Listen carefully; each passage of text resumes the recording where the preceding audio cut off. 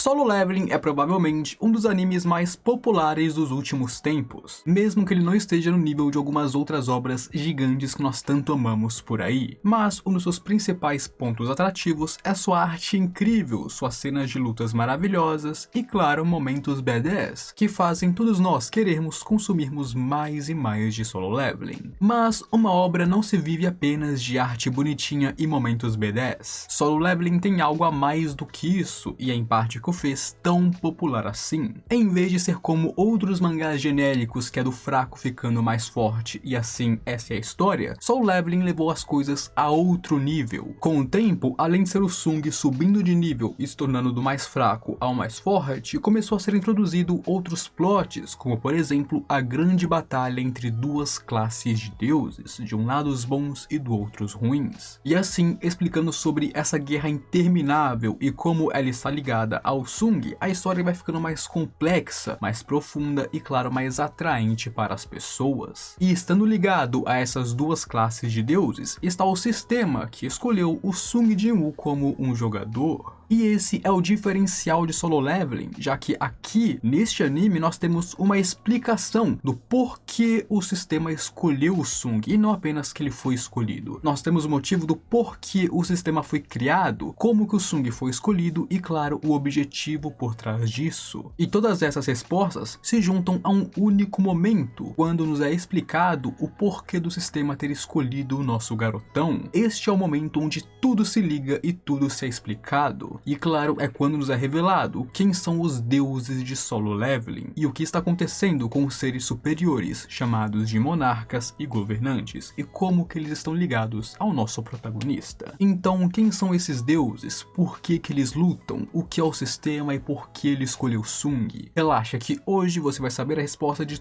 todas essas questões, já que eu vou explicar tudo sobre o deus e, claro, os novos deuses de Solo Leveling. Então, se você está curioso, já peço que você deixe o seu gostei embaixo para me apoiar e se inscreva no canal para receber e assistir os próximos vídeos. A minha meta é 100 inscritos ainda esse ano e com a sua ajuda eu posso bater ela. Agora vamos para os deuses. Pois bem, temos os monarcas e os governantes. Alguns podem ficar confusos com esses nomes, já que basicamente eles significam as mesmas coisas, porque um governante pode ser um monarca e um monarca é um governante. Esses nomes são sinônimos uns dos outros, mas isso acontece porque eles dois são dois lados de uma moeda, ou seja, mesmo que eles sejam duas classes de deuses diferentes, os dois na verdade não são mais do que uma contraparte contra o outro. De um lado temos os governantes, a luz deste mundo, e do outro lado temos os monarcas, a escuridão do mesmo. E na verdade, nenhum dos dois são deuses, pelo menos no início.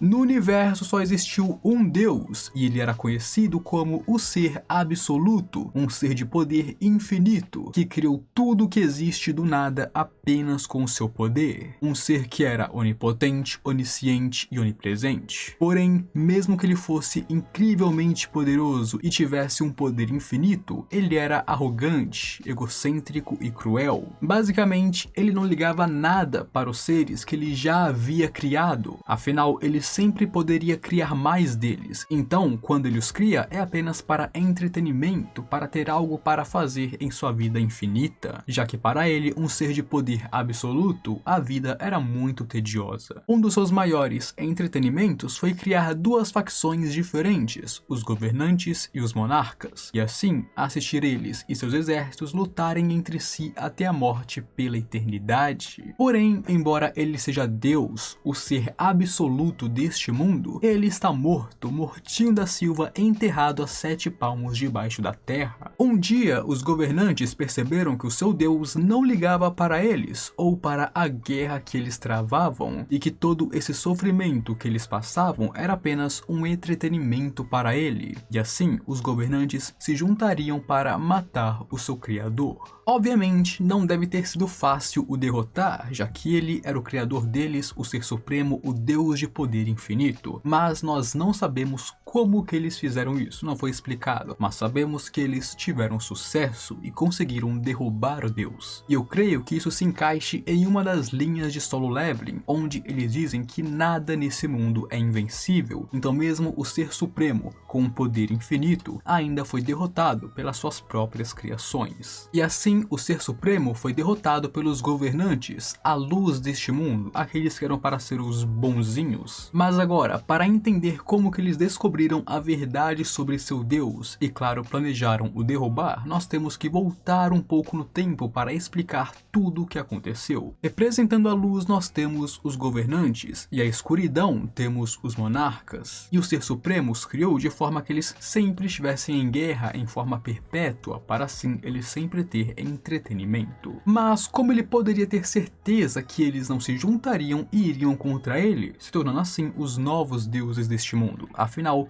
uma guerra eterna provavelmente faria eles cansarem. Nesse caso, ele programou os monarcas para destruir a humanidade e a Terra, enquanto dizia para os governantes protegerem a vida enquanto lutavam contra os monarcas. Basicamente, ele criou um palco, no caso o mundo, a Terra e a humanidade, e então setou os atores, fazendo com que cada um tivesse um papel-chave, e então rolando a peça, onde um tenta destruir, o outro protege, e assim eles se engajam em um confronto. Assim, essas duas raças seguiriam essa programação repetidas vezes, no caso pela eternidade, já que nós não sabemos quando que isso começou, já que é dito que eles existem desde o início dos tempos. E até onde sabemos, essa guerra dura para sempre, já que afinal este era o objetivo do Ser Supremo, uma eterna guerra que para sempre geraria entretenimento para ele. Porém, depois de uma eternidade de guerra, perdas e sofrimento, os governantes começaram a se cansar e foram até o Ser Supremo para pedir por mais poder, para derrotar os monarcas e trazer um fim a essa temida guerra. Porém, o Ser Supremo não os deu mais poder, não derrotou os monarcas e nem fez nada, nem sequer respondeu eles. Ele apenas cortou as comunicações, ignorou os pedidos e continuou em seu trono, assistindo o desenrolar. E foi então que os governantes perceberam que o Ser Absoluto não liga para nada, e para ele, tudo isso é apenas algo para passar tempo. Quando os governantes perceberam isso, e que essa guerra nunca acabaria, dos 8 que existiam, 7 deles se juntariam para derrotar o próprio Ser Supremo. E no caso foram 7 deles, porque o mais poderoso dentre eles, o fragmento da luz mais brilhante, que também era o mais próximo do Ser Supremo e o seu mensageiro, decidiu que iria ir contra eles nessa guerra contra seu criador. Assim, ele continuou leal ao seu Deus até o final, mas foi derrubado. Para passar por ele e chegar até o Ser Absoluto, os governantes também o mataram. E foi assim que dos 8, 7 deles se rebelaram, enquanto apenas um deles ficou ao lado de seu criador.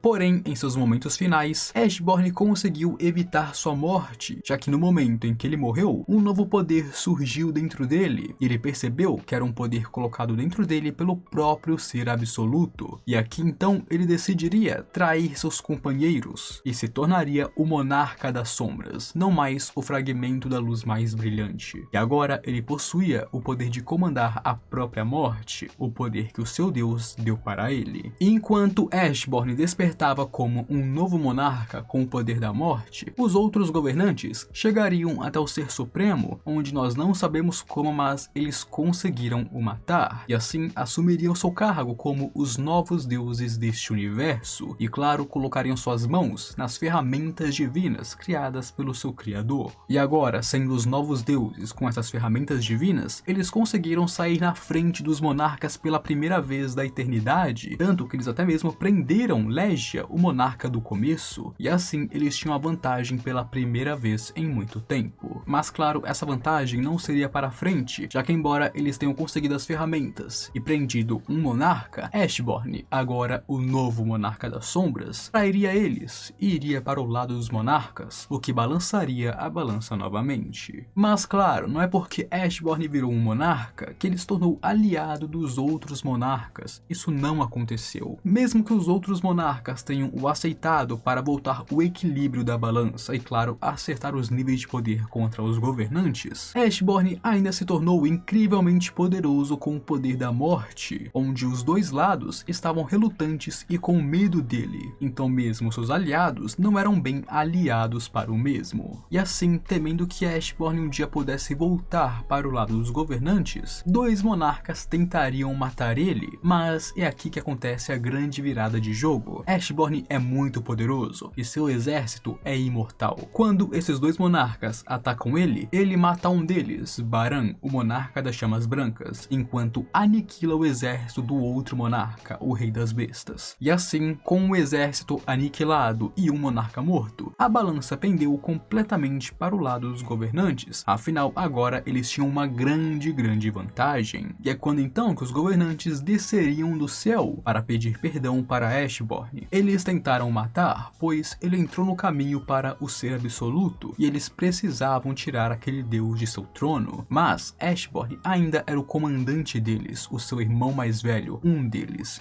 E claro, eles não ficaram bem em fazer isso, por isso eles foram até ele pedir desculpas e claro, procurar pelo seu perdão. Mas Ashborn estava extremamente irritado e não aceita suas desculpas, mas por outro lado, ele também cansa dessa guerra e decide deixar o lado dos monarcas para reconstruir o seu exército das sombras. E assim, sem perdoar um e simplesmente largando o outro, Ashborn sairia dali sozinho para reconstruir seu exército que ele perdeu na última batalha.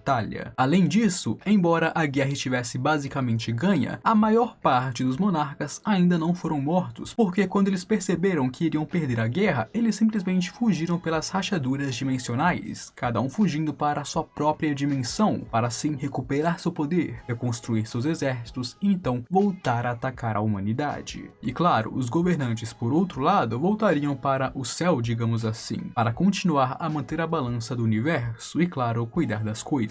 Mas Ashborn aqui ainda não havia acabado, meus amigos, e depois de reconstruir seu exército, ele iria até Antares, o mais poderoso dentre os monarcas e alguém de igual poder a ele, e aqui ele pediria por uma aliança com ele e os outros monarcas, onde Antares aceitaria. E assim passamos muito tempo para o futuro, onde durante todo esse tempo, os monarcas estiveram quietinhos, recuperando seus poderes em suas próprias dimensões, para que um dia a guerra recomeçasse. E claro, eles conseguiram isso, porque assim que eles recuperaram seus poderes, eles voltaram mais fortes do que nunca. E os governantes, por outro lado, tentariam os parar de destruir a vida. Porém, no meio dessa guerra, a humanidade seria destruída. Mas, como os novos deuses com as ferramentas divinas, os governantes voltariam o tempo 10 anos com o copo da reencarnação, uma ferramenta que permite regredir o tempo, embora as mentes de seres superiores não regridam, e assim, embora o universo tenha regredido 10 anos, os seres superiores sabiam que havia voltado, e então eles só precisavam replanejar e refazer as coisas. O problema é que todas as vezes que os governantes voltavam 10 anos no tempo, os monarcas sempre venciam, destruindo a humanidade. E esse ciclo se repetiu várias e várias vezes. Eles sempre recomeçavam e os monarcas sempre destruíam o mundo. Mas então surgiu um problema. O copo da reencarnação tinha um poder finito, então depois de usar ele tantas e tantas vezes, o copo começou a ficar sem poder, e agora só restavam poucas tentativas de parar os monarcas e salvar a humanidade. Assim, os governantes fariam uma última tentativa, voltando 10 anos no tempo e introduzindo os portais, a mana e os despertos. Com a mana sendo introduzida no mundo e os super-humanos nascendo, eles queriam que a humanidade conseguisse sobreviver ao clash entre os monarcas e os governantes, ou pelo menos que eles mesmos conseguissem lutar por si mesmos, e assim conseguindo prosperar. E assim, enquanto eles fortificavam o mundo com mana e deixavam os humanos mais poderosos, os 7 governantes escolheriam os 7 humanos para serem seus recipientes de poder, dando assim parte de seus poderes para esses humanos e fazendo eles serem mais fortes. No caso,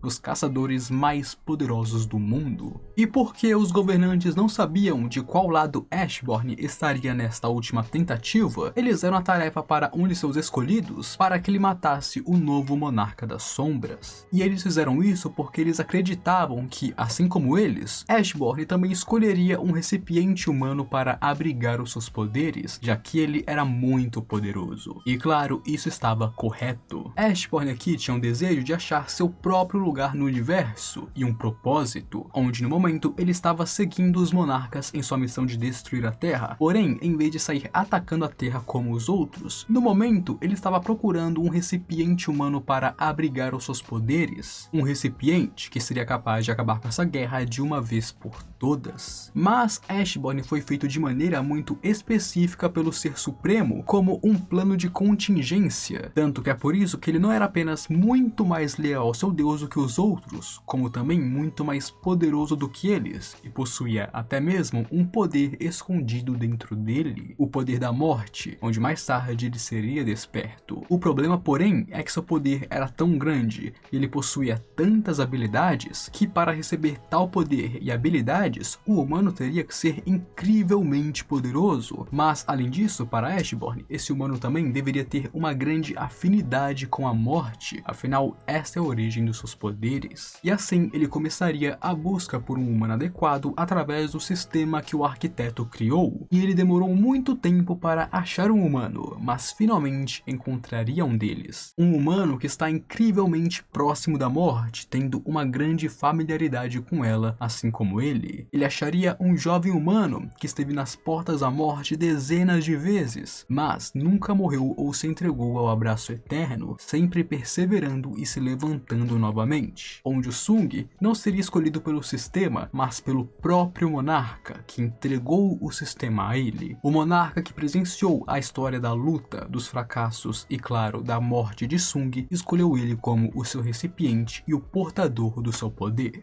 O problema era que Sung não era forte o bastante para receber tal poder, e é aí que entra em jogo o próprio sistema, um sistema que aos poucos vai tornando Sung mais poderoso, dando mais mana, um corpo melhor e habilidades para ele, construindo a força de Sung aos poucos e não apenas dando completamente para ele, transformando Sung aos poucos em um recipiente perfeito para o Monarca das Sombras. E é aqui então que chegaríamos nos dias atuais, mas também é o suficiente por hoje, certo amigos? Obviamente ainda tem mais coisas para explicar e falar, porém aí nós já entramos no futuro da obra e claro alguns spoilers. Por hoje eu contei sobre o passado deste mundo, no caso os deuses e sua origem, mas agora o que acontece depois que Sung é escolhido como o receptáculo do Monarca das Sombras, e o que vai acontecer com essa grande guerra no futuro, isso é conteúdo para outro vídeo. O importante disso é que agora vocês sabem como é o passado e quem são os deuses, e só resta saber um pouco mais do futuro.